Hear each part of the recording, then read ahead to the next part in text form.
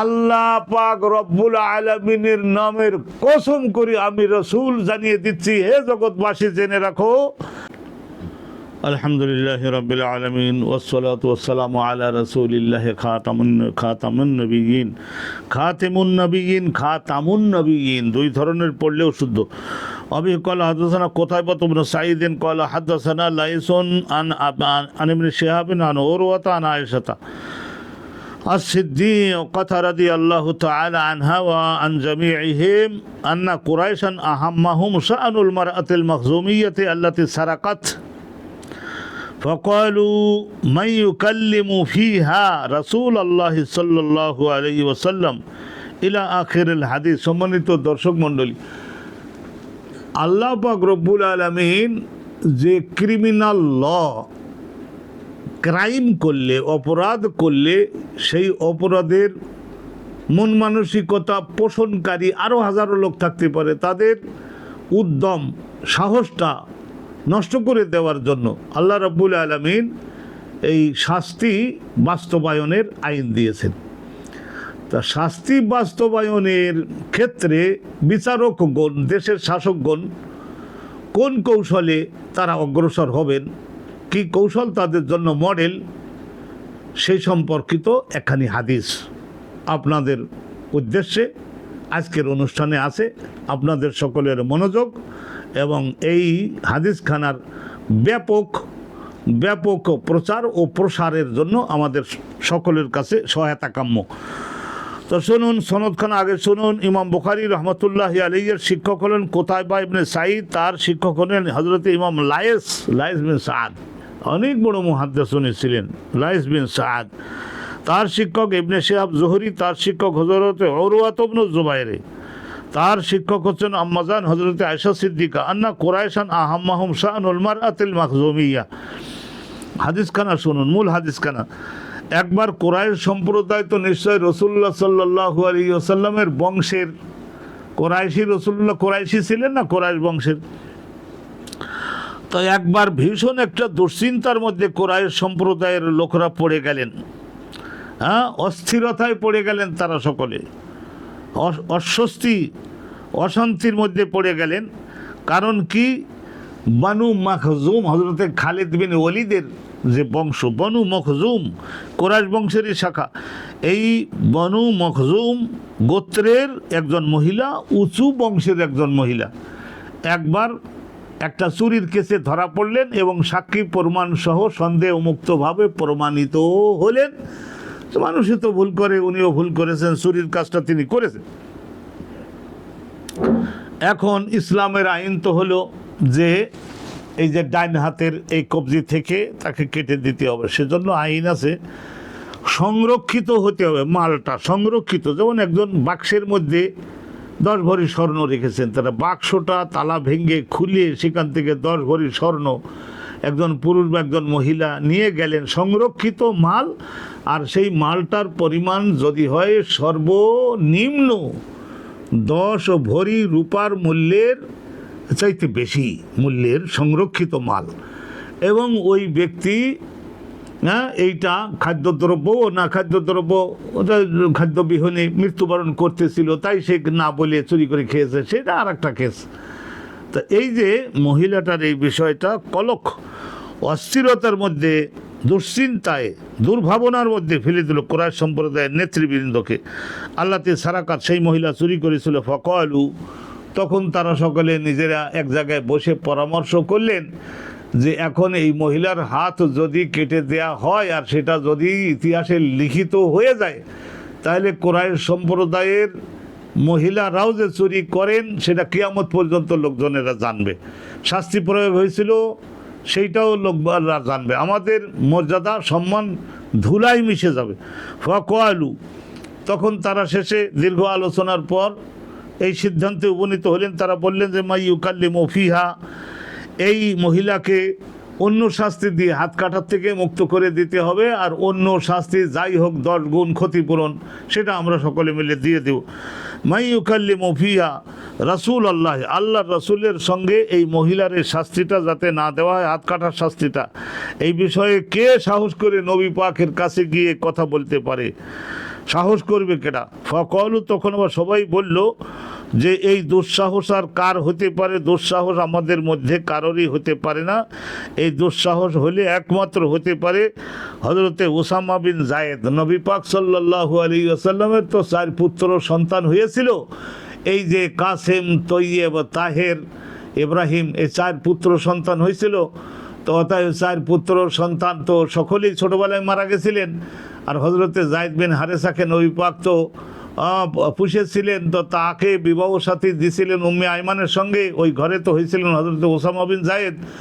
ওসামাও রসুল্লাহ সাল্লাল্লাহু আলাইহি ওয়াসাল্লামের ওই পোতার মতোই আদর নবী পাক বলতে। তো সাহাবারা সবাই বলতে হেব্বু রাসূলিল্লাহ, রসুলুল্লাহর কলিজা, রসুলুল্লাহর আদরের। হাসান হোসেন তো মেয়ের পক্ষ থেকে, আর এই ওসামা বিন জায়েদ জায়েদের পক্ষ থেকে হেব্বু রাসূলিল্লাহ।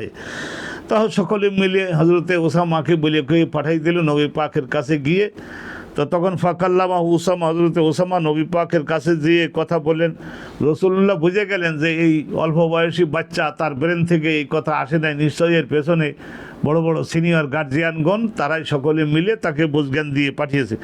ফকলা রসুল্লাহ সাল্লাল্লাহু আলাইহি ওয়াসাল্লাম তখন বললেন, ওই যেহেতু তাকেও পাঠিয়েছেন অতএব তাকেই তো বুঝাইয়ে দিতে হবে, যাতে করে সে তাদের কাছে গিয়ে বিষয়টা যে ভীষণ মারাত্মক একটা বিষয়, আল্লাহর আইনকে রসুলুল্লাহ যদি বাস্তবায়ন করতে না পারেন, বংশের দিকে তাকাইয়ে, নিজের গোত্রের দিকে তাকাইয়ে, তাহলে এই সমস্ত আইন আর প্রয়োগ জগতে কে করবে? এই সব রসুল্লাহ চিন্তা করে তখন হজরতে নবী পাক সাল্লাল্লাহু আলাইহি ওয়াসাল্লাম তখন বললেন, ওসামা বিন জায়েদকে বলেন, আতাশফাউ ফি হাদ্দিম মিন হুদুদিল্লাহ, আল্লাহর নির্ধারণ করে দেওয়া একটা শাস্তি, সেইটার বাস্তবায়ন, সেইটার প্রয়োগ না করবার জন্য হে ওসামা তুমি আমার কাছে অনুরোধ জানাতে এসেছো, আমাকে আল্লাহর বিরুদ্ধে দাঁড় করাতে চাও? এরকম করে নবী পাক সাল্লাল্লাহু আলাইহি ওয়াসাল্লাম তাকে বোঝালেন।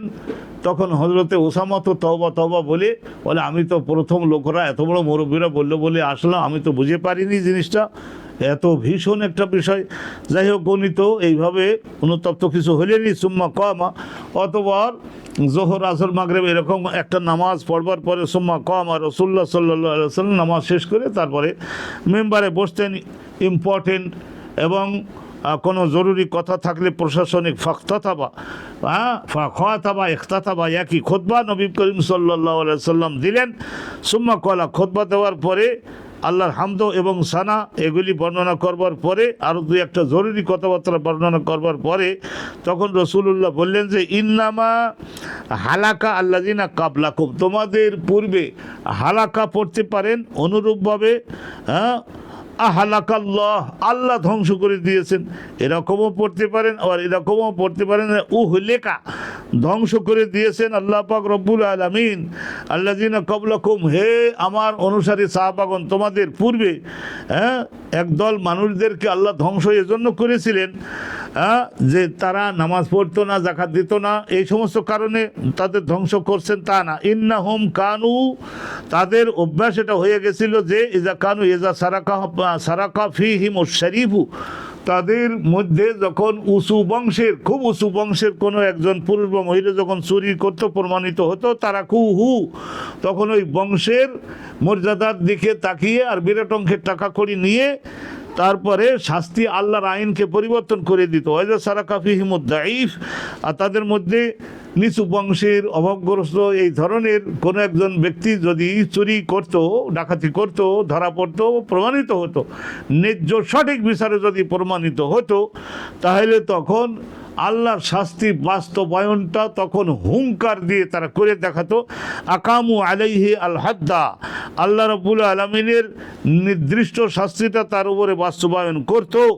এই কথা বলে রসুলুল্লাহ বলেন, ওয়া আইমুল্লাহ, আল্লাহ পাক রব্বুল আলামিনের নামের কসম করি আমি রসুল জানিয়ে দিচ্ছি, হে জগৎবাসী জেনে রাখো, জানো যে তোমরা সকলে আমার সব কিছু 4 পুত্র সন্তান আমার মৃত্যুবরণ করেছে। ছিল 4টা কন্যা সন্তান, তার মধ্যে হজরতে জয়নাব হলো বড়, উনিও মারা গেছেন, অনেক আদরেরও ছিলেন।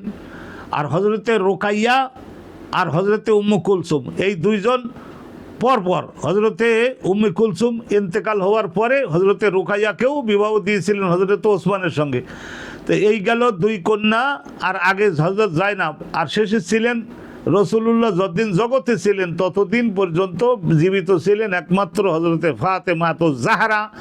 গঠনের দিক দিয়ে রসুলুল্লাহর অবিকল গঠন ছিলেন, আর অবিকল গঠন ছিলেন। আর এই রসুলুল্লাহর গঠন, রসুলুল্লাহর কথা বলবার ভঙ্গি, রসুলুল্লাহর কঠিন ইবাদত, এসব কিছু হজরতে ফাতেমা তো জাহরা, হজরতে খাদিজাতুল কোবরার অবিকল হুবহু বডি। তাহলে রসুলুল্লাহ বললেন, লাউ আন্না ফাতেমাতা বিনতা মোহাম্মদ, মোহাম্মদের কন্যা ফাতেমা আমার কত প্রিয়, জগৎ একদিকে, ফাতেমা আর একদিকে। তাহলে ফাতেমা বিনতে মোহাম্মদ লাউ সারাকাত, সেও যদি চুরি করে, আর আল্লাহর আইন মতো সাক্ষী যদি প্রমাণ দ্বারা প্রমাণিত হয়, তাহলে এত প্রিয় ভাজন আমার, তথাপিও তার উপরে আল্লাহর আইন, আল্লাহ রাব্বুল আলামিন, ফাতেমার প্রতি আমার মহাব্বতের চাইতে আল্লাহ রাব্বুল আলামিনের ইসলামটাকে বাস্তবায়ন করা, আল্লাহ রাব্বুল আলামিনকে বিজয়ী করে দেখানো, এটা আমার কাছে অনেক বড়। তাহলে উনি বলে, লাউ আন্না ফাতেমাতা বিনতা মুহাম্মাদিন সারাকাত, যদি ফাতেমা বিনতে মোহাম্মদ যদি চুরি করে এবং তা যদি সাব্যস্ত হয়, প্রমাণিত হয়, মাল যদি সেই পরিমাণে হয়, সংরক্ষিত মাল। আল্লাহু আকবার। এটা ওই জগৎবাসীকে ভীত করবার জন্য, যাতে করে এই ধরনের কোনো সুপারিশন না করে। রসুল্লাহ এটা বলেছিলেন, লাকাতাতু ইয়াদাহা, কেউ তার হাত কেটে দিতে সাহস না করলে আমি নবী নিজে তার এই ডান হাত কবজি সহ কেটে দিয়ে আল্লাহর আইনকে প্রয়োগ করে আমি দেখাবো। তাহলে দেশের শাসনকর্তা, দেশের উপদেষ্টাগণ, মন্ত্রীগণ, অনুরূপভাবে যারা জুডিশিয়ারি ডিপার্টমেন্টের সঙ্গে যারা আমরা জড়িত আছি, আমাদেরকে ভাবনা চিন্তা করে দেখতে হবে। অনেক সময় দেখা যায় যে আমার দলীয় একজন সিনিয়র ব্যক্তি এই অপরাধটা করেছেন, আমরা যদি এখন তাকে শাস্তি প্রদান করি, তাহলে দেশবাসী সবাই বলবে যে অমুক দলের এই ব্যক্তি চুরি করেছে, ঘুষ খেয়েছে, ডাকাতি করেছে, এই সমস্ত দেশের ধ্বংস সাধন করেছে, দেশের টাকা বিদেশে পাচার করেছে, শাস্তি আমরা দেই না। কিন্তু এই ধরনের মুখ দেখে দেখে যারা আমরা আইন প্রয়োগ করি, তাদের দ্বারা কি আল্লাহ রাব্বুল আলামিনের এই মানব জাতির জন্য এই ধরনের সঠিক বিচার, ন্যায় বিচারের উপরে ইসলাম প্রতিষ্ঠিত রয়েছে। আল্লাহ রাব্বুল আলামিন আমাদেরকে তৌফিক দান করুন। আমরা এই সমস্ত কাজে, পাপ কাজে, গুনাহের কাজে জড়িত আমাদের রক্তের কোনো আত্মীয় স্বজন যাতে না হতে পারে, সেই বিষয়ে আমরা আগের থেকে সজাগ সতর্ক থাকলেই আলহামদুলিল্লাহ এই ধরনের দুঃখজনক কোনো ঘটনা আর ঘটতে পারবে না। আল্লাহ আমাদের বাংলাদেশ সহ গোটা পৃথিবীর সকলকে এই ধরনের রসুলুল্লাহর বিচার ব্যবস্থার উপরে প্রতিষ্ঠিত হওয়ার সৌভাগ্য নসিব করুন।